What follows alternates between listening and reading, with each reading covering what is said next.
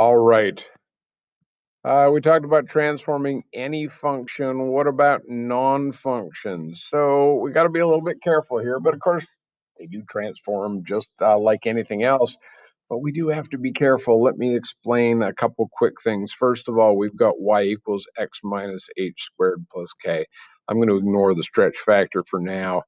Notice that I can write this as y minus k equals x minus h squared. In my classes, we always write this first one because when we're typing it into the calculator, and we do a lot of this kind of exploration, it's a lot easier to have it in y equals form. You will see this written quite regularly, the y minus k and the x minus h. And the reason I bring this up is let's take a look at a circle of radius 4. So if I were to graph this, it has a center at 0, 0. It's got a radius of 4. And let's say I want to transform it. Well, what I'm going to do is I'm just going to say, hey, I replaced x with x minus h. That's how I shifted things left and right. I'm going to replace x with x minus h. And if I look up here,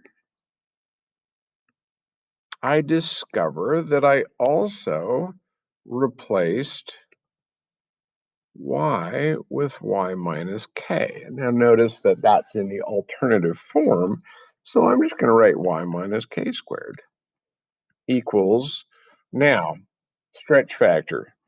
Stretch factor is sort of built in here. We had 16, that told us radius 4. I can't stretch in the x direction or the y direction alone because then I don't have a circle anymore. I've got an ellipse. So if I'm gonna stretch, what I've got to do is I've got to change the radius. And so, we'll stick this stretch factor over here. Actually, you know what? I'm going to do? I'm just going to leave this a circle of radius 4.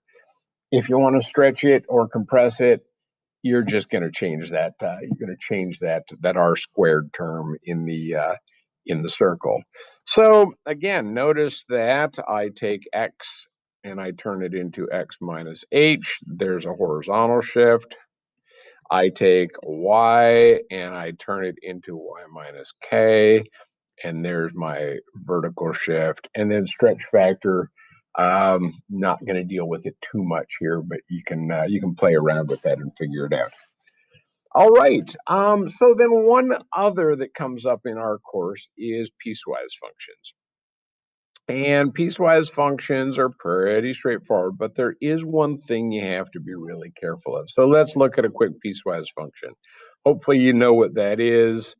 Could look something like y equals x squared minus 5 from negative 3 less or equal to x less or equal to 4. And so there's x equals 4 right there. And then, oh dear, I've messed myself up here. So I've got 16 minus 5 is 11. I need some linear function, mx plus b, for 4 less or equal to x, less or equal to, say, 7. And whatever that is, we're just going to assume that they meet up right here. So whatever m and b are, they're gonna equal 11 when x is equal to 4. Irrelevant for the purposes of our discussion. So how do I shift these functions? Well, let's say I want y shifted vertically by plus 5. Well, it's really simple. I just say, well, then y is equal to x squared minus 5 plus 5. And I say mx plus b plus 5. I might as well write minus 5 plus 5. And nothing else changes because all I've done is I've just shifted everything up by 5. And it still goes from negative 3 to 4. And this still goes from 4 to 7. And it's just sort of irrelevant. Well, here's where you got to be a little careful, because what if I want to take y and I want to shift it to the right by 3? Well, this becomes y equals x minus 3 squared minus 5. But notice it's not between 3 and 4 anymore. It's between 0 and 7, because I just moved everything over. Whichever direction it is, I don't know, I'm backwards. M times x minus 3 plus b, but I'm not going to be between 4 and 7 anymore. I'm going from 7 to 10. So when you're doing a horizontal shift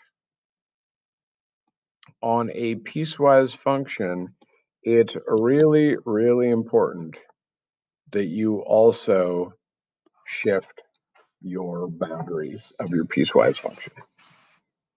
And of course, stretch factor, obviously, don't have to. Plug in an A in there, doesn't make any difference at all.